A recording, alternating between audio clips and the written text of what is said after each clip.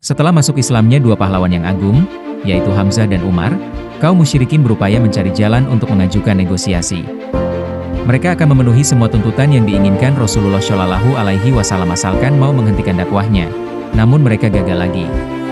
Lantas suatu hari Utbah bin Robi'ah pergi menemui Rasulullah Shallallahu Alaihi Wasallam untuk menawarkan sesuatu kepada beliau agar tidak mengganggu mereka lagi. Saat Utbah telah menemui Rasulullah Shallallahu Alaihi Wasallam, ia mengajukan penawarannya kepada beliau. Lantas beliau membacakan surat Fussilat ayat 1-5. Kemudian beliau melanjutkan bacaannya hingga melewati ayat sajadah dalam ayat tersebut, lalu beliau bersujud. Lantas Utbah kembali menemui kaumnya dengan raut muka yang berbeda sewaktu pergi tadi. Ia memberitahu apa yang telah ia dapat dari Rasulullah Shallallahu Alaihi Wasallam. Harapan Quraisy untuk berunding dengan Rasulullah Shallallahu Alaihi Wasallam tidak terhenti sebatas jawaban dari beliau, karena jawaban tersebut tidak secara terus terang menolak atau menerima. Untuk itu, mereka bermusyawarah, lalu berkumpul di depan Ka'bah setelah matahari terbenam. Lalu mengirim utusan untuk mengajak Rasulullah Shallallahu Alaihi Wasallam bertemu di sana.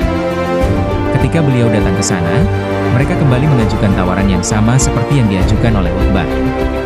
Beliau menjelaskan kepada mereka bahwa tugasnya sebagai Rasul hanyalah menyampaikan risalah Rabb-Nya.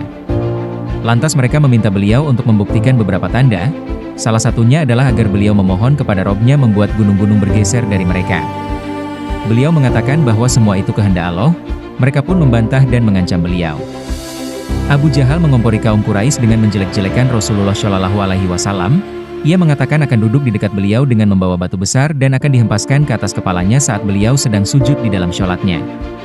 Pagi harinya, ia rupanya benar-benar mengambil batu besar sebagaimana yang telah ia katakan, kemudian duduk sambil menunggu kedatangan Rasulullah Shallallahu Alaihi Wasallam.